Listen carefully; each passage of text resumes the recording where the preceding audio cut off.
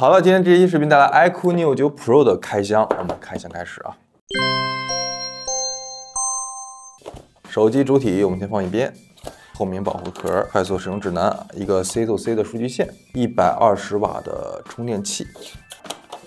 哎，你别说啊，iQOO Neo 9系列主打色是就是那个红白机嘛，这一次的这个蓝色的版本啊，就很别致，有一点这种精致感，有点不像游戏机的这种感觉，你们觉得没有啊？你像隔壁家很多的那种旗舰机，它可能也是这种玻璃的这种口感，不太注重于这种游戏的用户，可能也会对这样的设计呢，可能会感兴趣一些。正面采用是一个直屏的设计啊，6.78英寸的一个直屏 LLD 的屏幕，有144赫兹刷新率，也有260赫兹的 PWM 调光啊，还有 1.5K 的分辨率啊。不过值得注意的一点啊，是今年的这个 iQOO Neo 系列啊，相比上一代 iQOO Neo 8系列啊，有一点不一样的就是这个屏幕呢，双曲压感是缺席了。这一点其实还算是对于 iQOO Neo 系列老用户来说，可能是还是稍有一点点遗憾的啊。保留了这个红外啊，它这个扬声器呢，依然是采用的是和顶部听筒合二为一的这样的一个设计啊，底部依然是扬声器，而且呢，延续了 iQOO Neo 系列的一贯风格啊，依然是采用了非金属的中框。这一次背面，刚才我在开头的时候也和大家说了啊，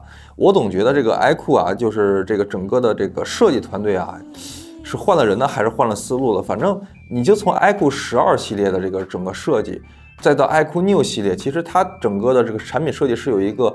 设计语言在里面的。你们看摄像头的这个位置，你再参考一下 iQOO 12的那个摄像头，其实它有点像把之前的那个大的那种放小的这样子，它并不是一个矩形，而是带有圆角的一个小矩形这样一个设计。对于很多不太在意游戏或者不太在意这种性能的用户来说呢，可能也会选择这样的这种产品啊。背部的感应器在这个上部的位置，底部是这个闪光灯啊，而旁边是Neo 这样整个一个设计啊。如果是10分的话，你们会给几分的？欢迎把你们的这种心中的分数啊打在弹幕区啊。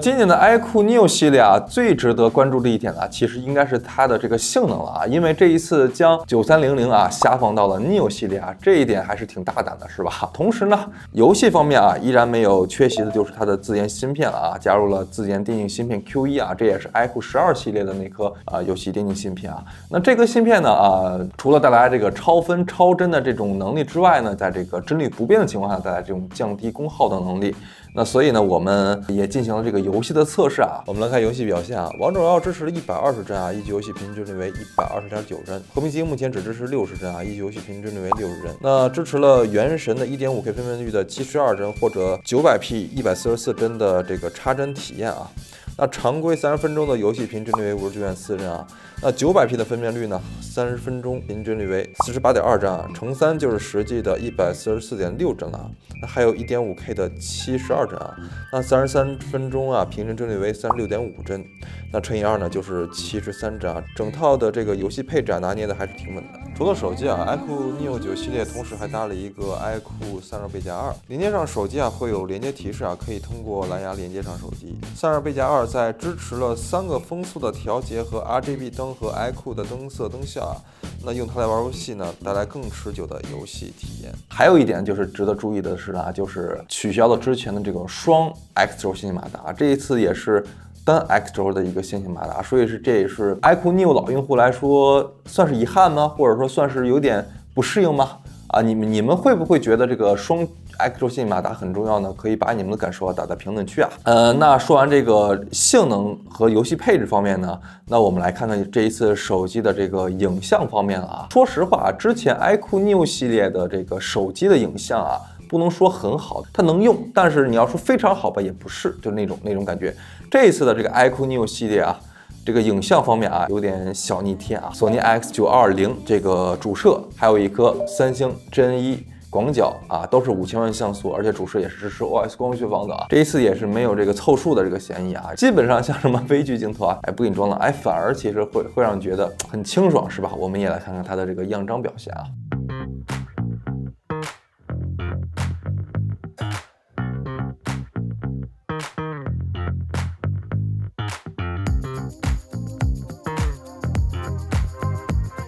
除此之外呢，这一次 iQOO Neo 9 Pro 啊，依然是带来了5160毫安时的大电池，同时呢也有120瓦的这个快充啊。那其他方面，比如说它也是支持了 IP54次的这个生活防尘抗水啊，比如说我们放在桌子上啊，突然有小泼溅啊，这样的话呢，这个手机呢能帮你这个防止，但是你放水里边，